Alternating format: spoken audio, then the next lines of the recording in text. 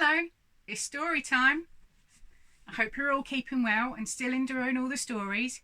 Did you join in the last book vote? There'll be another one coming up in a couple of days. You'll have to join in again and see if you get the vote this time. Today's story is Room on the Broom by Julia Donaldson and illustrated by Axel Scheffler. Now I know some of you know this, so I want to hear you joining in.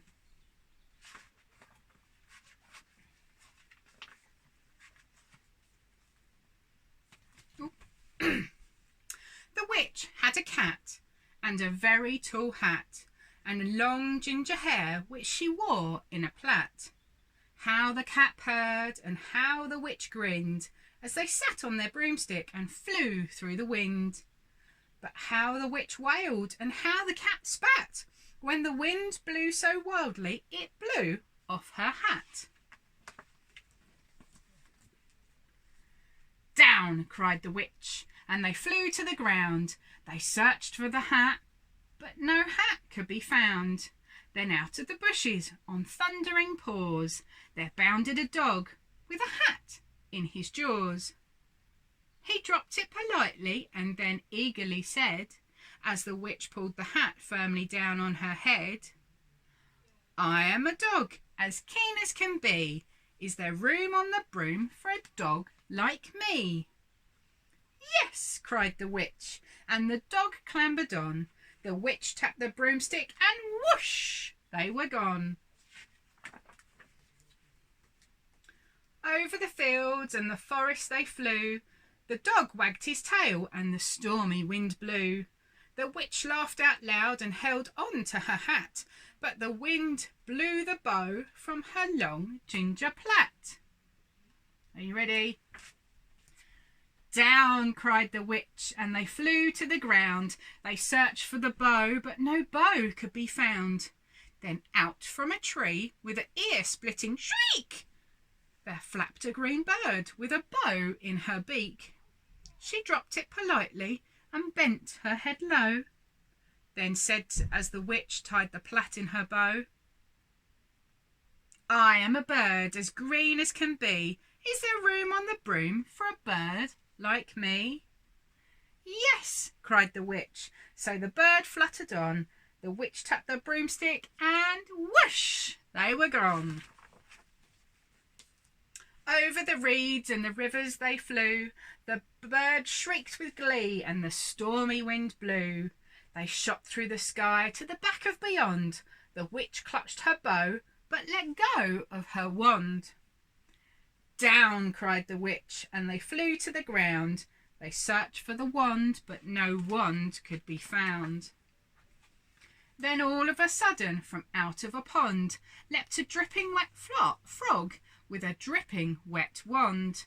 He dropped it politely and then said with a croak, as the witch dried the wand on her fold of her cloak, "I am a frog as clean as can be. Is there room on the broom for a frog like me?" "Yes," cried the witch, so the frog bounded on. The witch tapped the broomstick and whoosh, they were gone. Over the moors and the mountains they flew. The frog jumped for joy and the broom snapped in two. Down fell the cat and the dog and the frog. Down they went tumbling into a bog.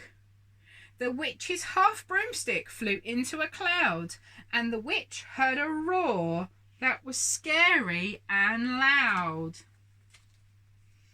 "I am a dragon as mean as could be, and I'm planning to have witch and chips for my tea." "No," cried the witch, flying higher and higher. The dragon flew after her, breathing out fire. "Help!" cried the witch, flying down to the ground. She looked all around, but no help could be found. The dragon drew nearer and, licking his lips, said, "Maybe this once I'll have witch without chips." But just as he planned to begin on his feast, from out of a ditch rose a horrible beast. It was tall, dark and sticky and feathered and furred. It had 4 frightful heads, and it had wings like a bird. And its terrible voice, when it started to speak, was a yowl and a growl and a croak and a shriek. It dripped and it squelched as it strode from the ditch, and it said to the dragon, "Buzz off, that's my witch." Then the dragon drew back and he started to shake. "Oh, I'm sorry," he spluttered. "I made a mistake. It's nice to have met you, but now I must fly." And he spread out his wings and off through the sky. Down flew the bird and down jumped the frog. Down climbed the cat and phew, said the dog. "And thank you, oh thank you," the grateful witch cried. "Without you, I'd be in that dragon's inside." Then she filled up her cauldron and said with a grin, "Find something, everyone, throw something in." So the frog found a lily, the cat found a cone, the bird found a twig, and the dog found a bone. Then they threw them all in, and the witch swirled them well. And while she was stirring, she muttered a spell. Iggity, ziggity, zaggity, zoom! Then out rose a truly magnificent broom, with seats for the witch and the cat and the dog, and a nest for the bird and a shower for the frog. "Yes," cried the witch, and they all clambered on. The witch tapped the broomstick and whoosh, they were gone. There we go. I really like that one. That's a lovely one. And I know lots of you enjoy it too. So thank you for joining in. I'll see you again soon. Bye.